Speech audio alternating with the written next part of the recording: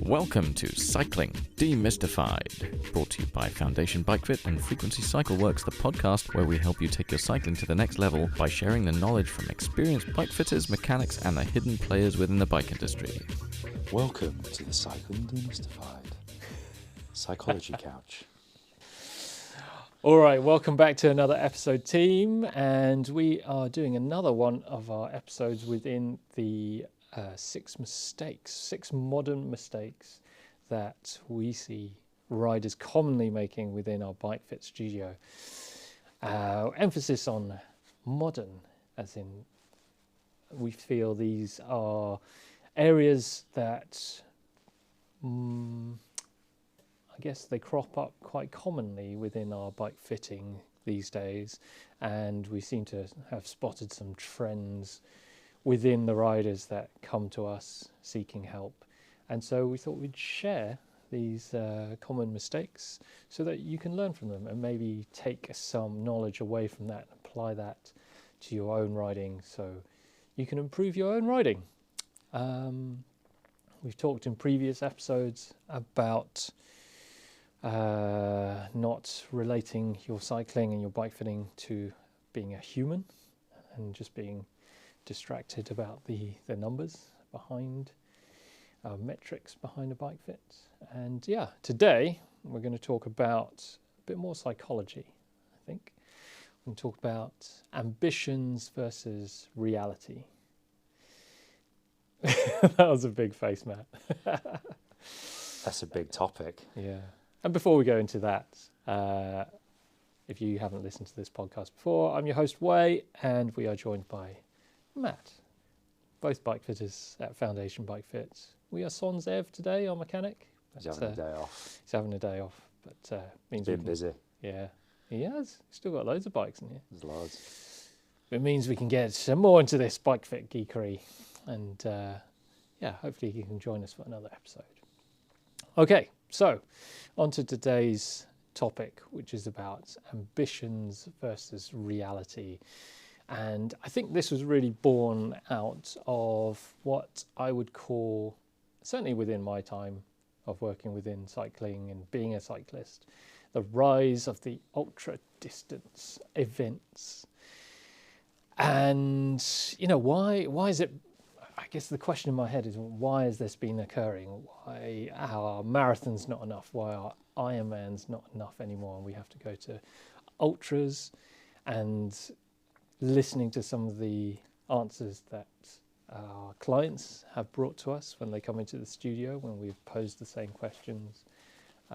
We do a pre-fit questionnaire before every bike fit so that we can understand a rider's goals, ambitions. Hopes, dreams, ambitions. Yeah.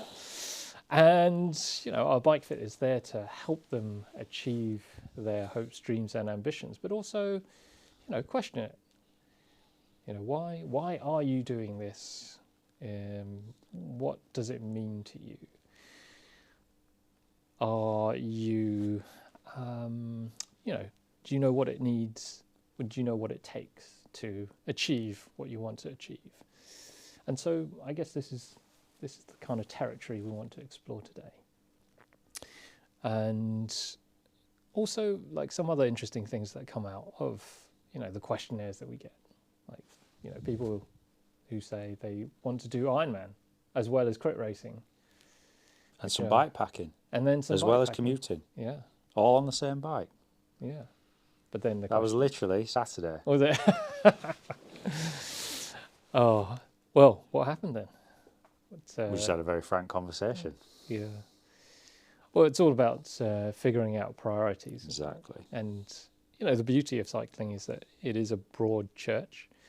You can ride a mountain bike, you can ride a road bike, you can ride a tri-bike. They're all just different forms of bike riding, but with very different goals and ambitions. And so, you know, they require different, they just require a different way of tackling the problem, or different way of approaching how you would achieve your goals. An Ironman is the complete opposite to like crit racing. So to expect that you can get similar results or high results, high performance in both. Maybe a little bit too ambitious, especially if you're doing it on the same bike.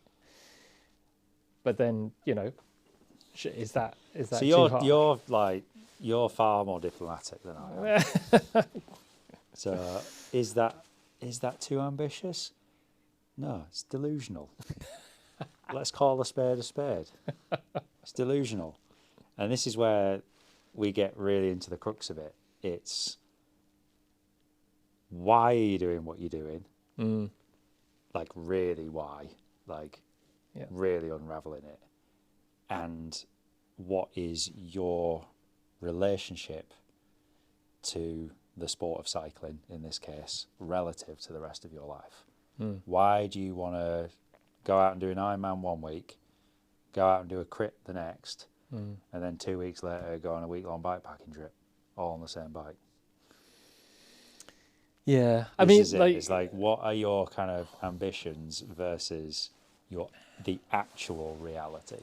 Yeah, I don't have any problem with people wanting to do Ironmans and doing crits. No, and not doing at all. Bikepacking. That's not what we're saying. What we're saying is we need to be realistic about what is possible within the realms of all of this different stuff. Yeah. So it's essentially managing your own expectations Yeah.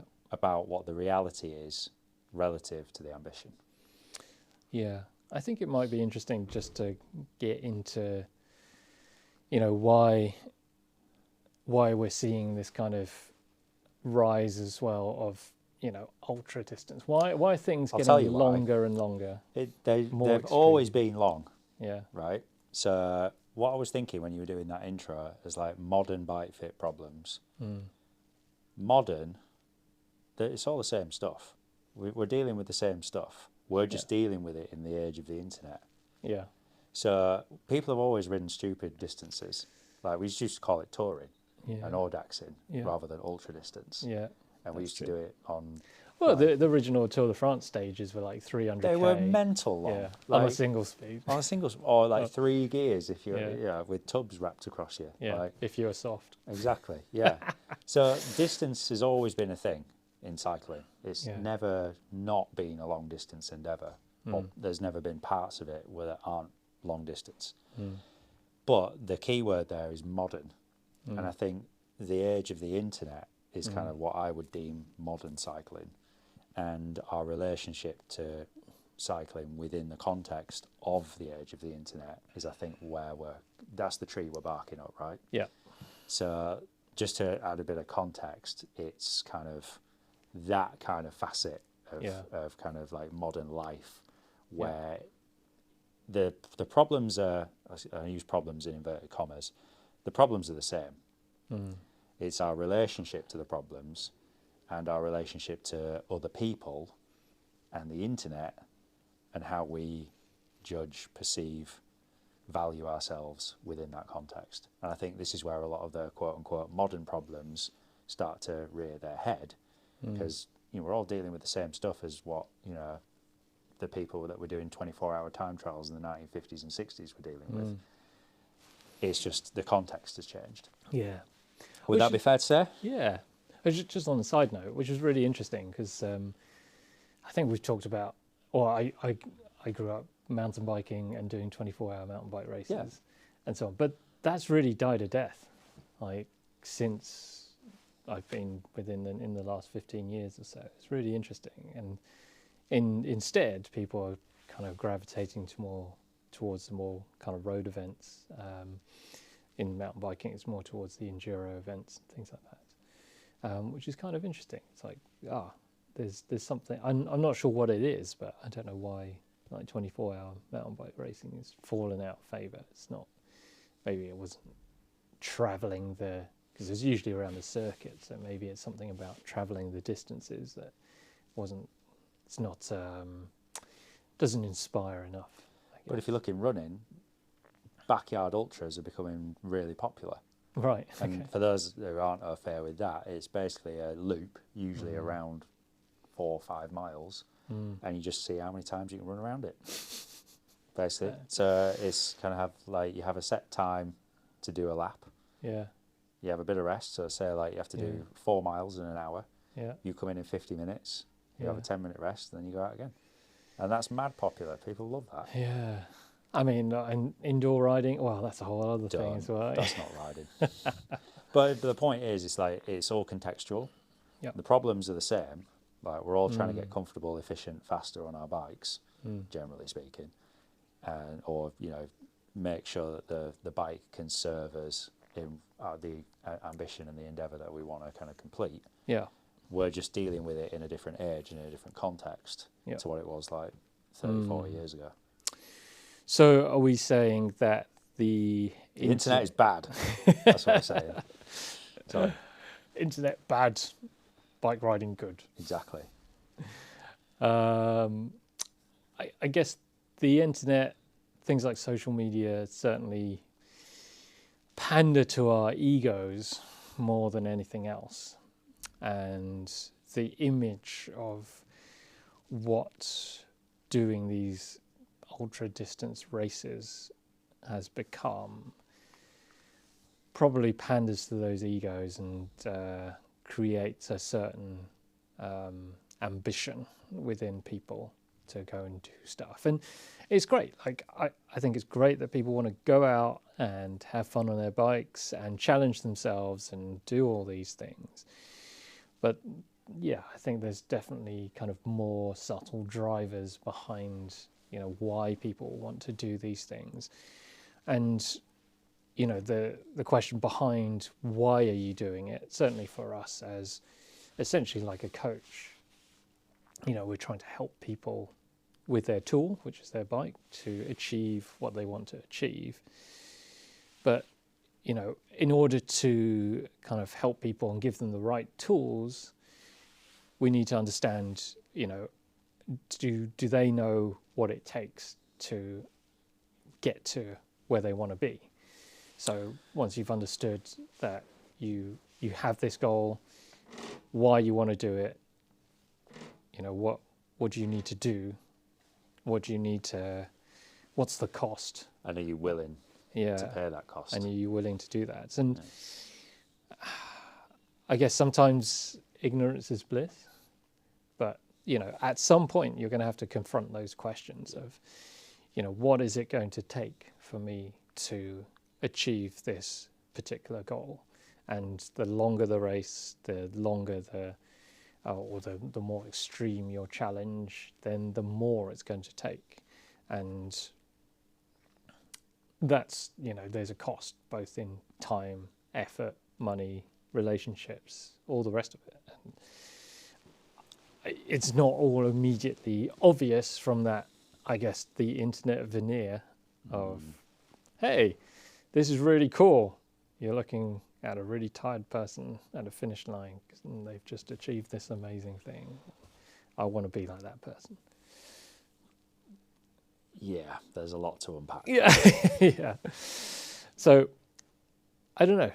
Do you feel like you ought to know what it takes before you embark on a big challenge? Like you think back to the first marathon or Ironman that you did. Well, I've only done one. Yeah, yeah. But is it? Yeah, I was totally ignorant. Yeah. When I did that Ironman. Yeah. This was 2015. I still haven't recovered. Yeah. And this is the kind of the thing. It's like knowing what I know now, I'd probably make a damn sight of a better job of it. Yeah.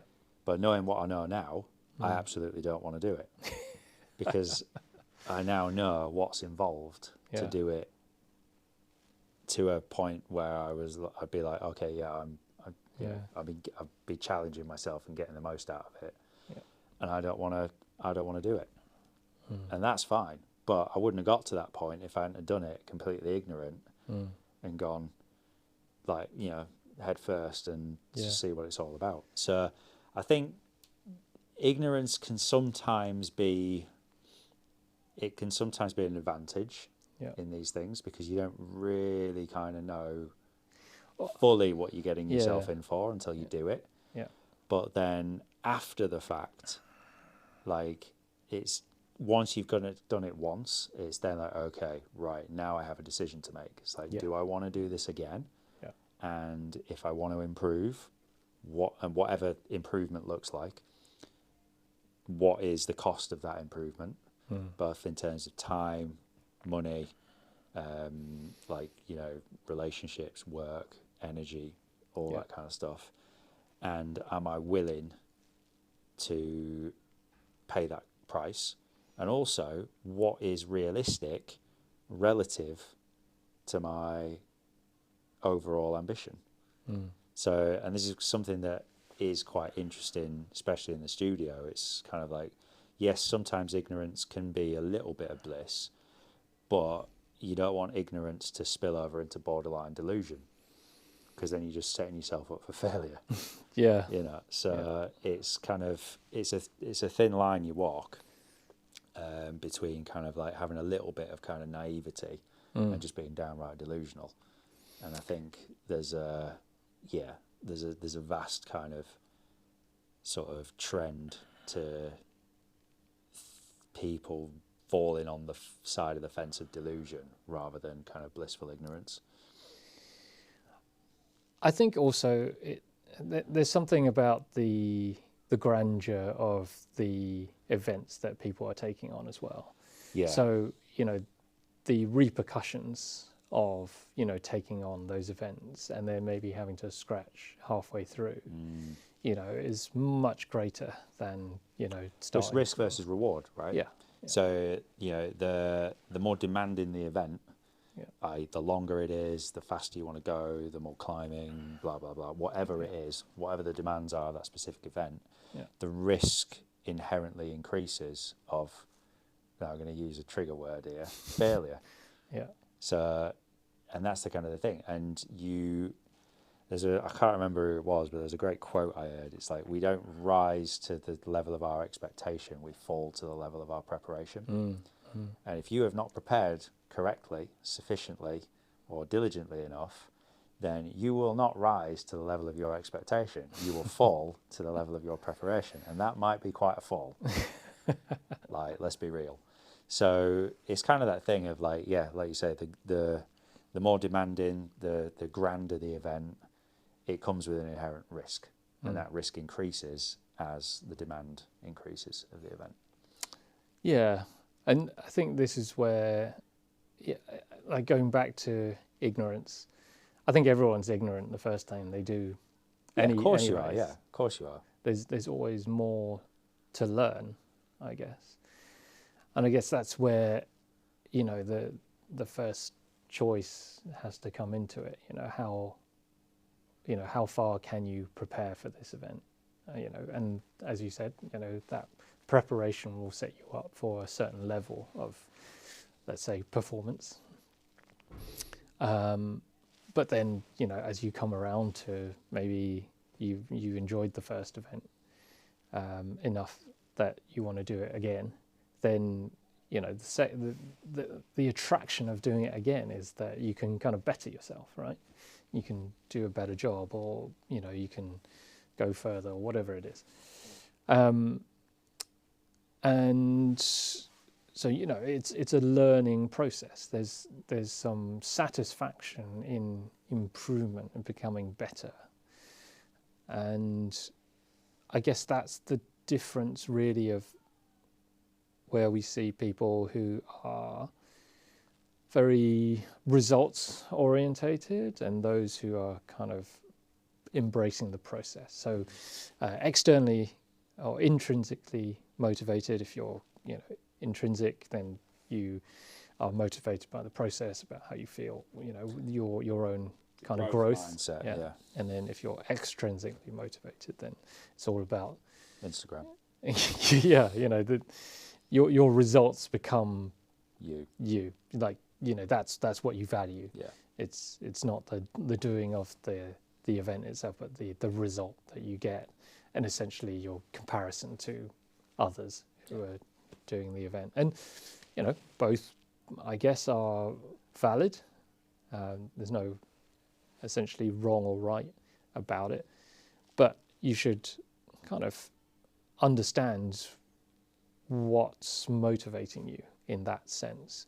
You know, why are you taking on this challenge because you honestly want to, you know, compare yourself to, you know, other people who are doing the event, and you want to come in the top percentile of a certain range or get on the podium, and that's what's going to make you feel really happy about doing it? Or, you know, are you more intrinsically motivated and kind of are going along for the experience of that and that event? And as you were saying with your Ironman, sometimes that event, you know, it wasn't such a great experience. No, looking back, sunburnt in the med tent. yeah. And so, you know, you've got to, and that's a really valuable lesson in the sense that, okay, this isn't for me. And I think that's the interesting part of like kind of where we kind of meet people within the Bike Fit studio. Like we get the whole range of people who, you know, turn up with a Canyon Air Road ready to do the transcontinental. I really did, yeah, fit someone like an Air Road. We don't know what you don't know.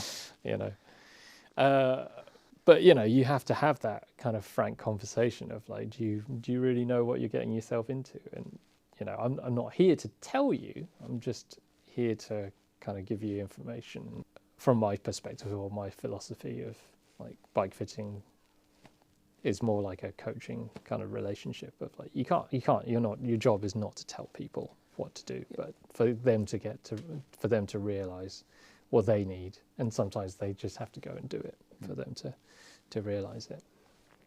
But yeah, maybe coming right back to the beginning of what we were talking about, like the modern issue of this is that, yeah, maybe there's far more extrinsic motivators these days compared with kind of intrinsic motivators. There's far more Strava segments and I don't know, podiums and I don't know, Instagram reels for you to compare yourself to everything else. And so let's get down to the crux of it. Like, let's not mess about. So what is your relationship to your sport? I think that's where we're getting, isn't it? Like, with this intrinsic versus extrinsic motivation. And if no one else did it and you were on your own, no one else knew, would you still do it? Yeah.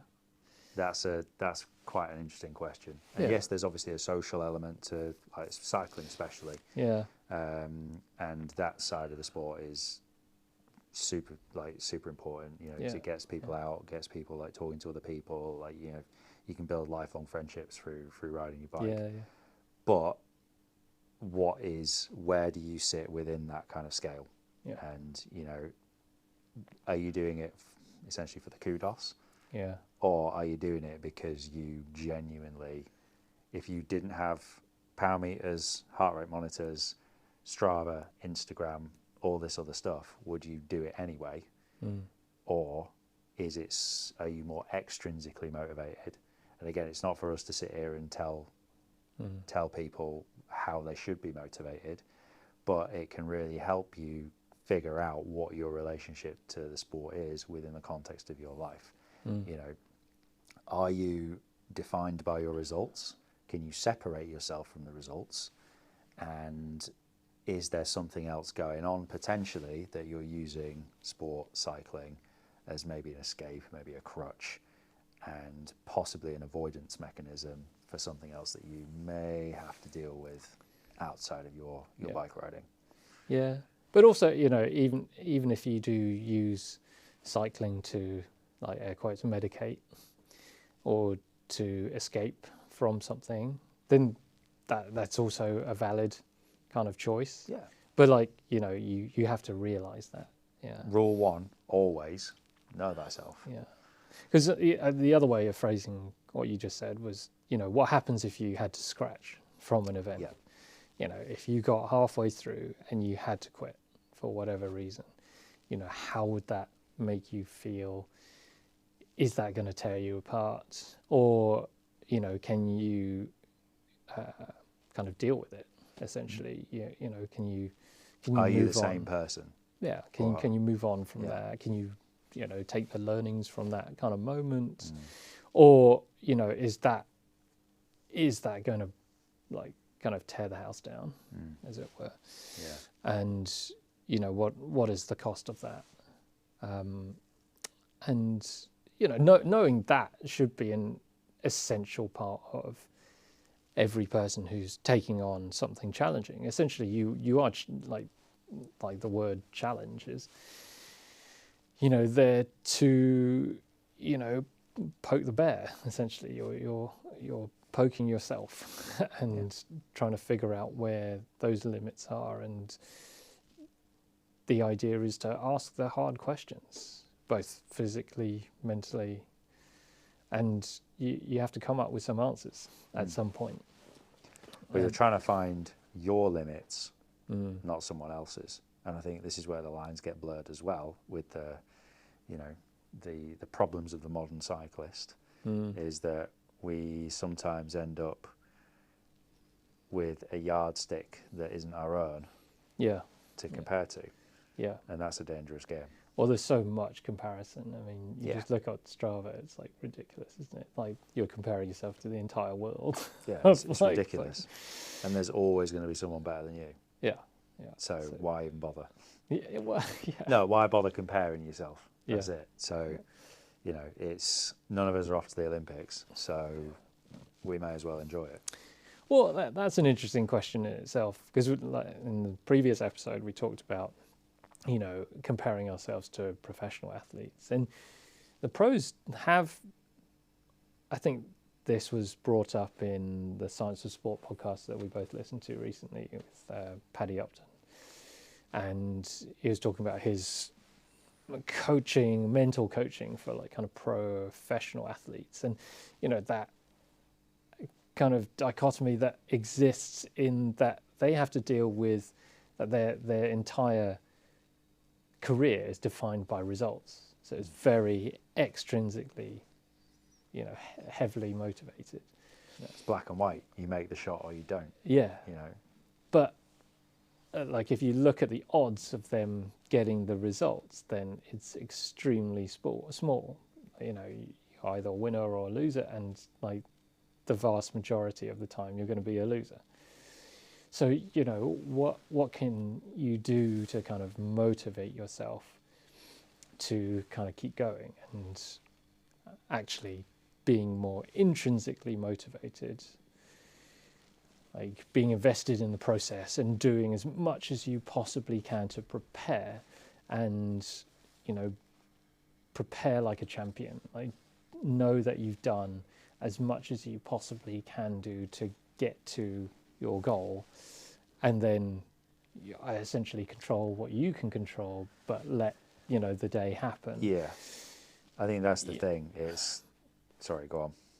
Well, that, like, if you're a pro and you're constantly just driven by the results, then you're going to have a pretty short career, because you're just going to be disappointed all the time. And so you have to invest yourself in the process and hope for the best kind of results.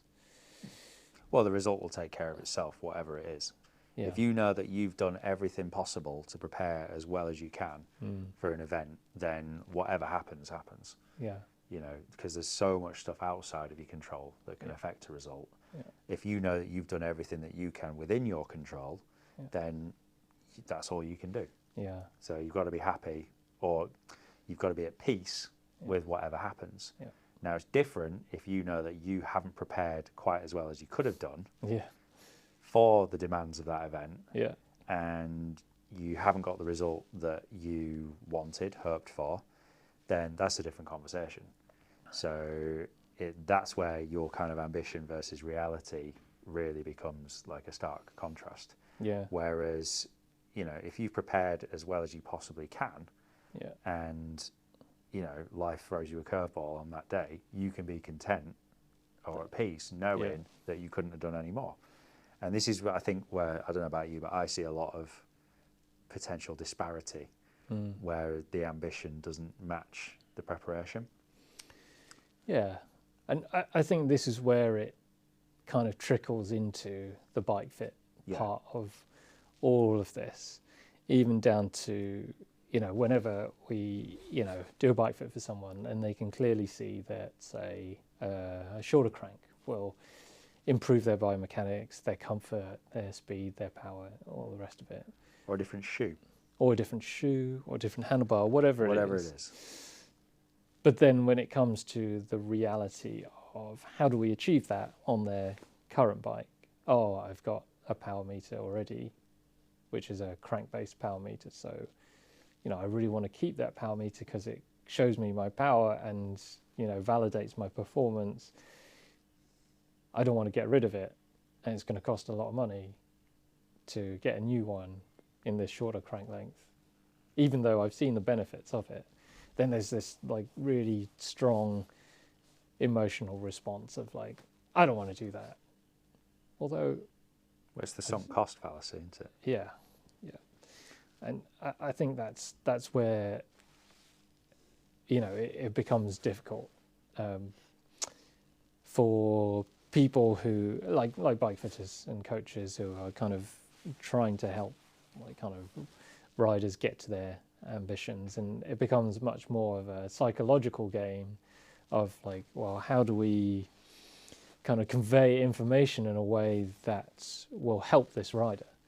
You know, we can, like the bike fitting part of it's actually pretty easy. You know, we can show people very quickly, you know, well, you know, this part of the tool can be adjusted in this way, and, you know, this handlebar shape will work kind of better for you, and so on. You can feel the differences. But then actually getting people to kind of apply those changes is actually more difficult than it first seems, which is, I guess, some of where this kind of conversation came from. It's like, you know. But the interesting thing within that as well is that people are sometimes far willing to, I'm going to use the word invest in certain areas rather than others. So, you know, a 300, 400 pound carbon handlebar, which is, I don't know, yeah, handlebars are important. Yeah. But relative to, like, say, for like a hypothetical situation, so, you know, a rider wants to spend £400 on hiding their cables for an integrated bar and stem, yet won't spend the same amount of money on a crank set, which hypothetically improves their biomechanics, improves their comfort, improves their power output because their body is in a better position, but they want to go for the aero upgrade and hiding the cables rather than the biomechanical upgrade. That's a very interesting conversation to have. It's like, okay, so these two upgrades, they cost the same. One is going to improve your biomechanics. One is going to improve your bike's aesthetics. And you want to go for the one that doesn't improve your feeling, your interaction, your enjoyment, your performance on the bike. You want to go for the other one. The flip side of that conversation is that, you know, if I feel better about my bike, if I enjoy the aesthetic more, then maybe I'll ride it more and enjoy it more. You're clutching at straws here. Then you've got a Shoreditch pony. That's what you've got. I'm just reiterating. You're trying to play the devil's advocate here, and you're failing miserably. But, you know, this is the stuff. Yeah, this is the daily convo, isn't it? Yeah. Like, so it's there's the emotional element of it as well. It's like, you know, or like, you know, I don't want to buy these shoes even though they're more comfortable and they fit better and get me a better cleat position because it's the wrong color. Yeah. You know. All right. Well, you know, that's your conversation. I've shown you the better solution. But yes, what is the cost? You know. And the cost isn't just financial. It's in terms of feeling, enjoyment, comfort, efficiency, performance, all that kind of stuff. Yeah. So all you can do is make decisions based on information. And that is essentially what we're here to provide, is just information. We're not here to tell you what to do. We're just here to hold the mirror up effectively. Yeah. So if that cost is worth it for you in terms of, say, I don't know, the aesthetic of one shoe that maybe isn't quite right for your foot shape versus the aesthetic of another shoe which fits you far better, that's fine. Crack on, you know, but just be at peace with what the potential ramifications might be. Yeah. And I think this might also be, I think this is where like kind of another aspect of like modern cycling gets in the way, because cycling, a bit like other sports like skiing as well, they're very equipment heavy. Yeah. You know, you can't do the sport without the equipment. You can't do it without, you know, the bike. And the bike has many, many different facets to it. You know, you can change so many different parts of it. And so it gets distracting, you know, for that person. They think they need to, I'm going to use a trigger word for you, Matt, optimize. Oh, I knew you were going to say that. I thought, is he going to go there? Optimizing, yeah. Like, I think that's probably the second most used word in the pre-fit questionnaire we have. Spelt with a Z. Everyone wants to optimize their bike to their body, as it were. Yeah. And so I think you can get overly kind of distracted by all the different choices within the bike itself. Whereas, you know, the bigger gains can be found elsewhere. And going back to, you know, episode 1 where we talked about, you know, actually it's not about the bike, cycling is about the human. And, you know, you optimize the human and you'll have a much better... Maximize the human, yeah. Maximize before you optimize. Yeah. And sure, the bike's still important. You need the bike and so on. But it's still a tool to kind of help the human do what the human does best. It's the facilitator of good movement. Yeah. It isn't the creator of good movement. Yeah. And I think this is where a lot of modern cyclists get confused. Yeah. And maybe kind of like, you know, kind of down the wormhole, the rabbit hole of, endless, having too much choice, basically. Yeah. And, you know, like you say, this endless optimization, whereas maximizing the boring stuff, like your sleep, your diet, your kind of strength, all that stuff will actually increase your enjoyment and performance of your bike. Yeah. Whilst you're sat here worrying about, is a 30 mil tyre or a 32 mil tyre faster? Oh no, I'm so stressed. I'm so stressed. Oh, what do I do? Like, no. Maximize before you optimize. And if I hear the word aerodynamic again this week, I might lose it.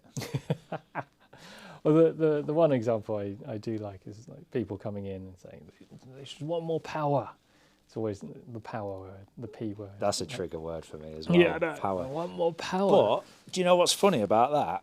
Yeah. They don't want the position that gives them more power, because it's sometimes potentially not how they see themselves riding the bike. And this is where extrinsic motivation and ego and emotion takes over. It's like, you say you want the thing, I can give you the thing. This is pretty straightforward.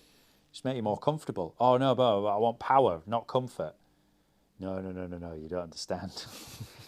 Power is a result of comfort and efficiency. Yeah. But it's that kind of crazy thing where, like, you know, the preconception of one's image on the bike and the motivation to portray a certain image to the internet, let's face it, because that's where we do this stuff, is getting in the way from the actual achieving of the thing.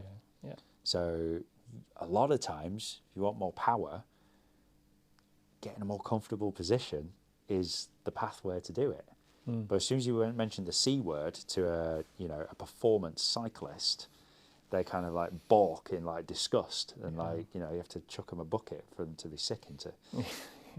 It's like, where actually it's like, okay, what do you really want? You know, do you want what you say you want, or do you want something else? And that's a really interesting conversation to have. Yeah, because well, at the end of the day, people just want to go faster, don't they? Yeah. There's different ways of achieving more speed. So it's just, again, going through that exploration of like, well, what are you prepared to do to get to this point? And actually going back to power, whenever we change a bike position and we see maybe power numbers go up or whatever it is, or people come back to us and say, hey, my power's got up. Like, we haven't given them more power. No, like, we don't hand it out. No, like that power is within your body already. We've just changed the tool to allow you to access more of the power that you've already got. Actually, the only way to get more power is to build more strength. Correct. So, again, it's going back to the human. Like, we're just kind of getting that human to function better. Often a better function is related to better comfort. But also, yeah, just building more strength, being a better human, being a more functional human. So if the goal is more power, which is often a word that's bounced around this room, what is the goal of having more power, more speed, right? So everyone wants to go faster, higher, faster, louder, that sort of thing. But surely, in my mind, I want to be going as fast as possible for as little effort as possible. So is power the be-all and end-all, or is it speed? Because then speed... You're talking about aerodynamics. I'm not talking about aerodynamics, absolutely not. I'm talking about skill. Oh, okay. The skill of cycling, being able to go around a corner, being able to, maintain a line, being able to handle the bike so you can maintain speed. That sort of thing. Being relaxed on the bike. Being relaxed on the bike, not being tense. Knowing when and how to brake, all this kind of stuff. Breathing. Eating. Fueling. Yeah. Being strong enough to maintain your posture, that sort of thing. Yeah. I guess that's I can't remember who said it, and I think they were just making a comparison, or they were talking about why they really enjoyed surfing, and it was because, they said, oh, surfing's like the great equalizer. Like, it's so simple but so difficult at the same time. There's just a board. A board is a board, and you got to have skill. You have to have the skill and the strength to jump off on that board, read the waves, read the wind, see what's going on, try again, and everything's changing all the time. And so, there's no real, I know surfing has come to the Olympics, but I don't think it's taken as seriously as athletics or whatever. No. It's not, it's not really about the competition of it. It's about the experience. It's about the doing of the surfing itself. And it's the same with skating. Yeah, skating. You watch skating in the Olympics. Yeah, they're all just amazing. having a really nice time. Yeah. And to be honest, whoever wins, it doesn't really matter that much. Yeah. They're all just out doing their thing. Yeah. Whereas you go track and field. Yeah. It's like the be all and end all. Yeah. Yeah, absolutely. Yeah, something like swimming. Like if you're to be, known as a swimmer, you have to win an Olympic kind of medal. But this is why I liked swimming when I was doing triathlon, because there wasn't, the swimming and the running, because there was nothing in the way. You either could do it or you couldn't. And it was essentially like a bit more of a output equals input. Yeah. Whereas you put a mechanical object in the way, like the bicycle. Yeah. It the depth of one's pockets does not necessarily correlate to one's athletic ability. We see that a lot. So the bike can do so much for you because it's amazing, but it also allows you to be lazy. And if you want to optimize, then you've got to maximize first. And if you want to maximize, then you've got to look beyond the bike in terms of sleep, nutrition, strength, good movement, all that kind of stuff. Because, we both know someone who rides around Regent's Park every blue moon in his jeans and his Vans and his 450-pound alley, and he's the fastest thing going around that place. Yeah. It's just strength. Yeah. So it's it's a weird phenomenon with like gear heavy sports. Like, you know, you were telling me some stories about when you were skiing last week. Yeah. About, you know, the equipment kind of like, you know, the dominance of the equipment on it relative to the actual kind of doing of the thing. And I think cycling's going a similar kind of way. It's more about the bike itself rather than the riding of the bike and the experience of it compared with, say, like you were saying, surfing. I think again, like, because of the modern world that we live in, it's very easy with equipment heavy sports to pander to a certain kind of image that we see, and you can buy that image essentially. You can buy your way in. Yeah, you can buy your way in. You can buy the Colnago. You can buy the Assos bib shorts. You can buy the City handlebars. Assos, that's not cool. That's not been cool for about 10 years. What is cool, man? Like, rap is not cool anymore, is it? Pas normal. Oh, pas normal. Sorry, Pas normal. Pas normal. Yeah. Yeah, you can take the vowels out of a word. It's cool. If you know, you know. Oh, we're so old. I like it. I've been accused of being a grumpy old man for ages. Now age is no longer a barrier. Oh, God. And you know what I mean? Yeah.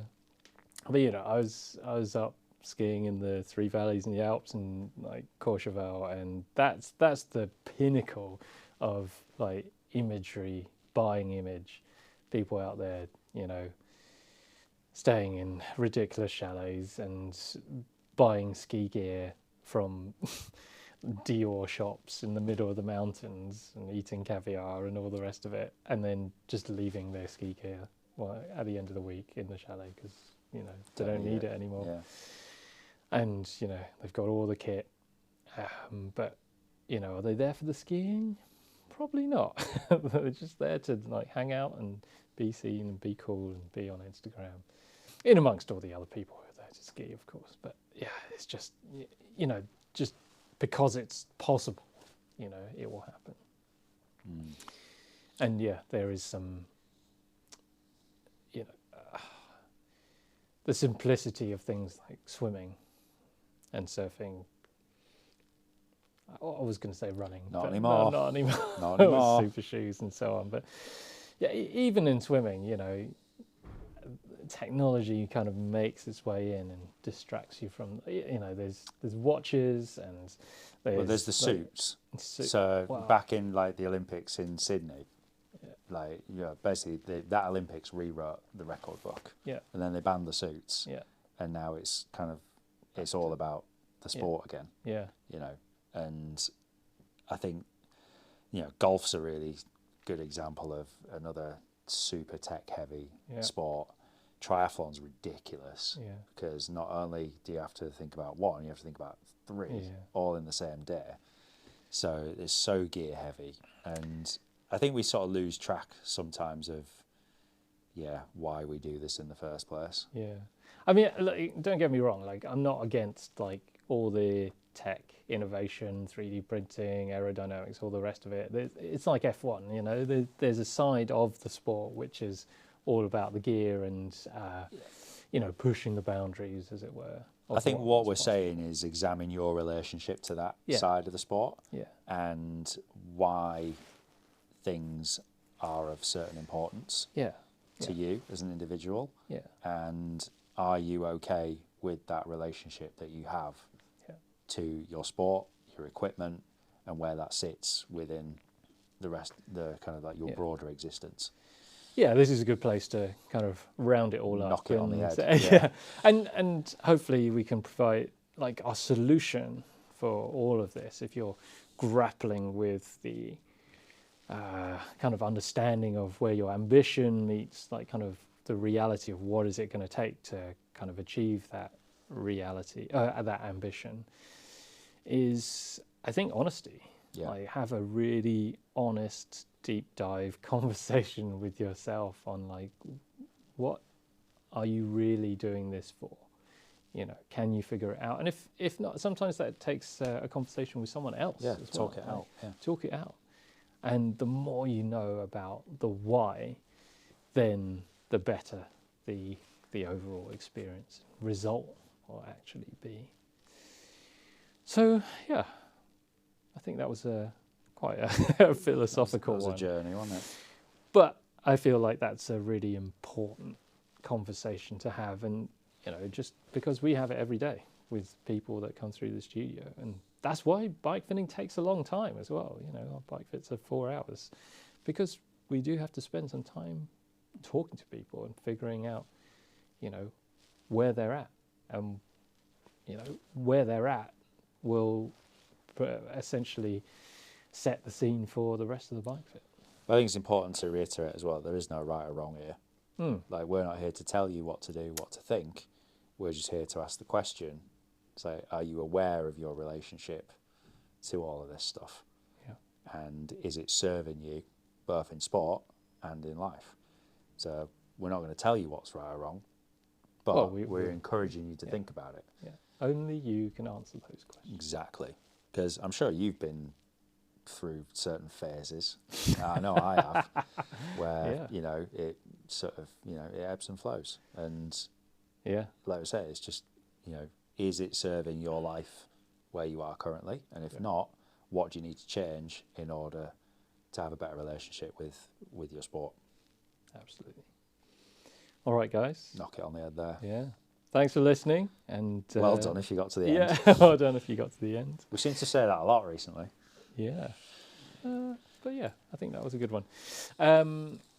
Stick around for some more mistakes that will come up next week.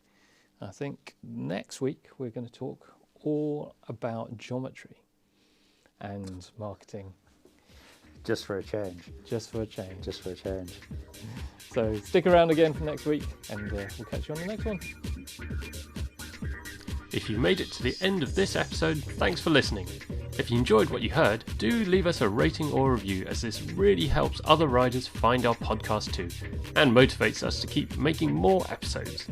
Thanks for your support, and catch you on the next one. Suffering from numb hands, tingling toes, and any other persistent discomforts when you ride? These are all signs that your bike fit could be improved. If you're bike fit curious, get in touch with Wei or Matt by emailing info@foundation.fit or finding them on Instagram @FDN_bikefit. Finally, for all your bike servicing needs, custom dream bike or hand-built wheels, go to www.frequencycycleworks.com or find me on Instagram @frequencycycleworks. Until next time, keep on spinning.